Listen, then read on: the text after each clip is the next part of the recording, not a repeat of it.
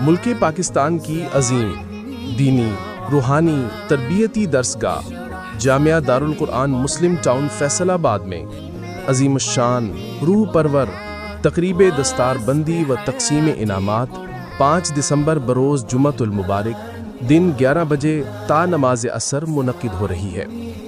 الحمدللہ اس سال جامعہ کے مختلف شعبہ جات سے 1210 طلباء و طالبات قرآن کریم اور علوم نبویہ سے سرفراز ہو کر دستار فضیلت حاصل کریں گے۔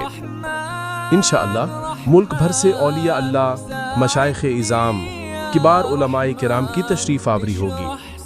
اہل اسلام اس باوقار اور پرنور تقریب میں شرکت فرما کر اپنے قلوب و اذہان کو منور فرمائیں۔